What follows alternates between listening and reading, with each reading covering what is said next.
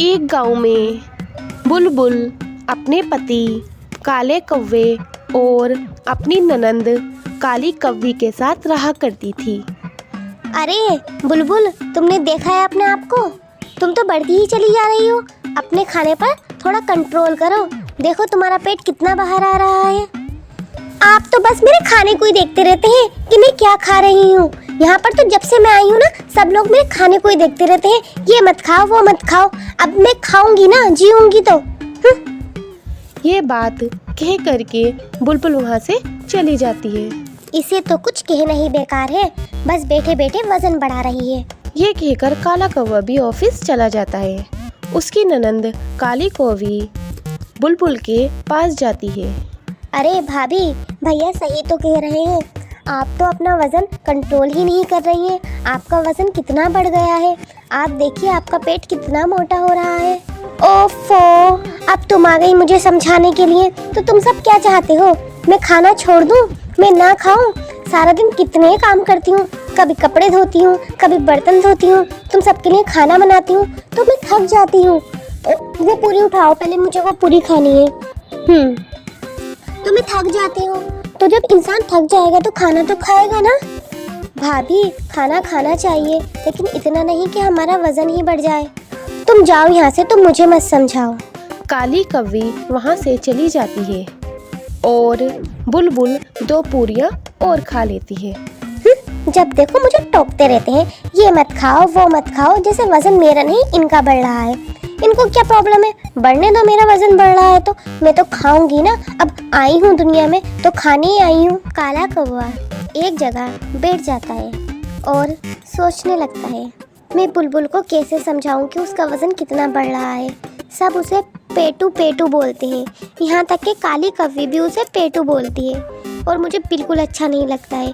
और जब भी मैं उसे खाने की बात करता हूँ, उसे पता नहीं क्यों गुस्सा आ जाता है। उसे ये समझ नहीं आता कि हमें ज़्यादा नहीं खाना चाहिए। मैं उसका क्या करूँ, मुझे कुछ नहीं समझ आ रहा है। देखते ही देखते बुलबुल का वज़न बहुत ज़्यादा बढ़ जाता है। उसका वज़न इतना बढ़ जाता है कि वह ठीक से चल भी नहीं पाती और चलते चलते गिर जाती है। मुझे बहुत प्यास लगी है, मैं जा कर के पानी पी लेती हूँ। जैसे ही बुलबुल मटके में पानी पीने के लिए अपना मुंह डालती है, वह मटके में गिर जाती है और वहीं फंस जाती है। अरे मुझे मटके से कोई बाहर निकालो। अरे मुझे मटके से कोई बाहर निकालो। क्या हुआ बुलबुल, क्यों चीख रही हो? देखो ना, मैं मटके में फंस गई, मुझे मटके से बाहर निकालो। तुमसे कहा था इतना खाना मत खाया किया करा करो। अब फंस गई ना इस मोटापे के कारण इस मटके में। अब हम तुम्हें कैसे बाहर निकालें? अरे भैया, क्यों ना मैं कोई चीज़ उठा करके मटके पर मारूं, मटका फूट जाएगा तो भाभी बाहर आ जाएंगी। हाँ ठीक है, तुम कुछ लेकर के आओ। काली कौवी डंडा ला करके काले कौवे को देती है। वह मटके पर वह डंडा मारता है, मटका फूट जाता है और बुलबुल मटके से बाहर आ जाती है। मुझे समझ आ गया है, जितना ज़रूरत हो सिर्फ उतना ही खाना चाहिए, हर समय नहीं खाना चाहिए। मैं अपने खाने पर अब कंट्रोल करूँगी और अपना वज़न भी कम करने की पूरी कोशिश करूँगी। एक गांव में बबलू नाम का एक कबूतर रहता है। अरे बेटा उठ जा, जाकर कोई नौकरी देख ले। बेटा, इतना पैसा लगाया है हमने तुझ पर, तुझे MBA कराया, जाके कुछ कमा ले, कोई नौकरी ढूंढ ले। हाँ माँ, आज मेरा इंटरव्यू है, मैं जा रहा हूँ। आज तो मेरी नौकरी पक्की समझो। बबलू चाय पीने के लिए बाहर आता है। ले बेटा, चाय पी ले और इंटरव्यू में पास ही हो जाना। मैं भगवान से प्रार्थना करूँगी कि ये नौकरी तो तुझे मिल ही जाए।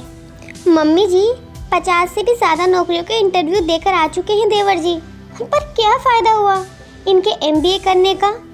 इनसे अच्छे तो वो रामू काका हैं, कम से कम कुछ कमा तो लेते हैं। इनको तो एक नौकरी तक नहीं मिलती है। भाभी, आप देखना, एक दिन आप सबको मेरे ऊपर गर्व होगा, तब आप मुझको ताने नहीं मारेंगी।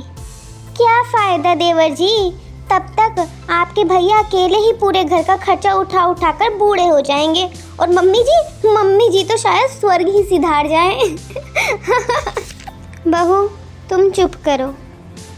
बेटा तुम इसकी बातों पर ध्यान मत दो, तुम अच्छे से इंटरव्यू दो जा कर के। जा रहे हैं भाभी हम, एक कप चाय पीने नहीं दी आपने हमें। वैसे भी चाय तो आपने बिल्कुल अच्छी नहीं बनाई थी, तो आप बना लीजिए, हम भी देख लेंगे कितना स्वाद है आपके हाथों में। बबलू इंटरव्यू के लिए निकल जाता है। MBA किया है आपने, काफ़ी अच्छी ग्रेड है आपकी। थैंक यू सर, बहुत मेहनत से पढ़ाई किए हैं हम, पर नौकरी तो हम आपको नहीं दे सकते। क्यों? आपने तो कहा कि हमारी ग्रेड अच्छी है, तो नौकरी क्यों नहीं दे सकते? पोस्ट तो पहले ही हम किसी और को दे चुके हैं। आप तो जानते ही हैं, समाज है, सबको खुश रखना पड़ता है। समझ गए हम, ठीक है, थैंक यू सर, चलते हैं हम। ये कहकर बबलू वहाँ से आ जाता है और अपने दोस्त मिट्ठू तोते के साथ बैठकर चाय पी रहा होता है। क्या करूं मिट्ठू भाई, माँ इतनी परेशान रहती है, घर का सारा खर्च भैया ही उठा रहे हैं, हम तो उनका सहारा भी नहीं बन पा रहे हैं। हमारी माँ ने इतने पैसे लगाकर हमको MBA कराया, जो जमा पूंजी थी वो सारी हमारी पढ़ाई पर लगा दी, और हम इतने नालायक हैं कि उनका सहारा भी नहीं बन पा रहे हैं। कोई नौकरी नहीं मिल पा रही है, मन करता है सारी डिग्रियां फाड़ कर फेंक दें हम। ये चाय किसने बनाई? कितनी बकवास चाय है। अरे छोटू, क्या बकवास चाय बनाई है, एकदम बकवास चाय है। भैया तो आप ही ले लो, सुपर चाय बना लेना, हमारी तो आपको बकवास ही लगेगी। ओ बेटा, बहुत टेस्टी चाय बनाते हैं हम, पी ली ना एक बार तो मांगोगे 100 बार। तो एक काम कीजिए भैया, आ जाइए आप भी चाय बेचना शुरू कर दीजिए हमारे साथ, MBA चाय वाला। देखा मिट्टू भैया, अब ये चाय वाला भी हमारी मजाक बना रहा है। कैसे दिन आ गए हैं हमारे, इतना पढ़ लिख कर भी लोग हमारी मजाक बना रहे हैं। बबलू भैया वैसे कह तो सही रहा है, ये खोल लो ना चाय की दुकान। अरे क्या पगलाए गए हो क्या? माँ को पता लगा ना तो कहेंगी इसी दिन के लिए तुम्हें MBA कराए थे, इसीलिए इतना पैसा लगाया था तुम्हारे ऊपर। तो लगा लो नाम के आगे MBA चाय वाला। तो अब तुम हमसे चाय बिकवाओगे? इतना पढ़ लिख करके हम चाय का ठेला लगाएं, चाय सोचते ही दुख होता है हमको। अरे भैया, काम में क्या शर्म, अपना काम, अपना नाम, अपनी दुकान। जब मिले कोई अच्छी नौकरी तो बंद कर दो दुकान, कम से कम पैसों की समस्या तो खत्म हो जाएगी, अपने घर के खर्चे में हाथ तो बटा पाओगे आप। कह तो सही रहे हो, चलो सोचते हैं इस बारे में। ये कहकर बबलू अपने घर आ जाता है। क्या हुआ बेटा, कैसा रहा इंटरव्यू? नौकरी मिली ना तुझे? माँ वो नौकरी तो नहीं मिली हमको। हमने तो पहले ही कहा था मम्मी जी, इनको तो नौकरी अगले जन्म में ही मिलेगी।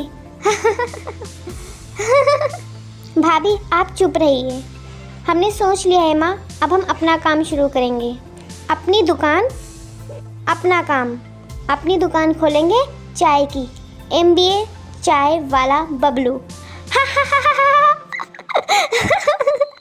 जब चाय ही बेचनी थी देवर जी, तो काहे इतनी पढ़ाई की है आपने? वो तो आप बिना पढ़े भी खोल सकते थे। MBA चाय वाला बबलू। भाभी आप चाय को इतने हल्के में मत लीजिए, भारतीयों की पहली पसंद चाय है, असम की ज़्यादातर जीविका चाय से ही चलती है, और तो और हमारे प्रधानमंत्री जी ने भी चाय ही बेची है।